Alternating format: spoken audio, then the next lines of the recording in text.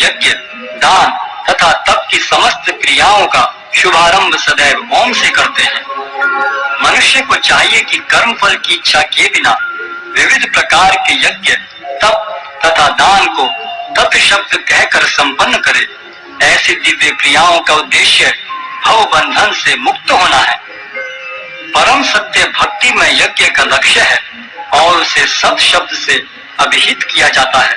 हे प्रथापुत्र, ऐसे यज्ञ का संपन्न करता भी सत कहलाता है। जिस प्रकार यज्ञ, तप तथा दान के सारे कर्म भी जो परम पुरुष को प्रसन्न करने के लिए संपन्न किए जाते हैं, सत हैं। हे पार्थ, श्रद्धा के बिना यज्ञ, दान या तप के रूप में जो भी किया जाता है वह नश्वर है, वह असत कहलाता है और इस जन्म तथा अगले जन्म दोनों में ही व्यर्थ जाता है।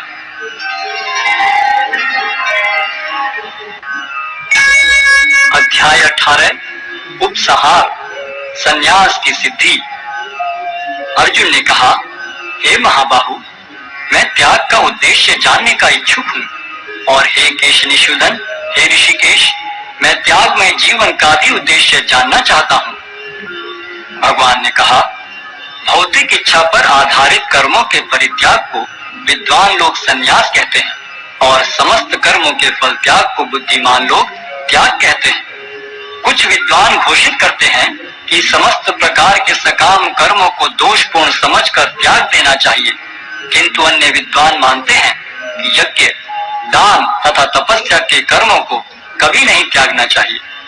हे भरत श्रेष्ठ, अब त्याग के विषय में मेरा निर्णय सुनो। हे नरशार्दूल, शास्त्रों में त्याग 3 तरह का बताया गया है। यज्ञ, दान तथा तपस्या के कर्मों का कभी परित्याग नहीं करना चाहिए, उन्हें अवश्य संपन्न करना चाहिए। निस्संदेह यज्ञ, दान तथा तपस्या महात्माओं को भी शुद्ध बनाते हैं।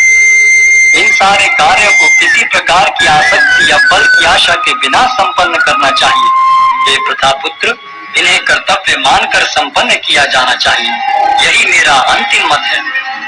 निर्दिष्ट कर्तव्यों को कभी नहीं त्यागना चाहिए। यदि कोई मोहवश अपने नियत कर्मों का परित्याग कर देता है तो ऐसे त्याग को तामसी कहा जाता है।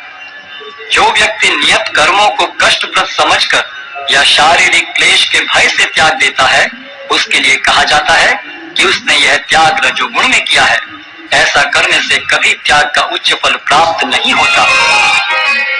हे अर्जुन, जब मनुष्य नियत कर्तव्य को करणीय मानकर करता है और समस्त भौतिक संगति तथा फल की आसक्ति को त्याग देता है तो उसका त्याग सात्विक कहलाता है। सतोगुण में स्थित बुद्धिमान त्यागी, जो न तो अशुभ कर्म से घृणा करता है न शुभ कर्म से लिप्त होता है, वह कर्म के विषय में कोई संशय नहीं रखता।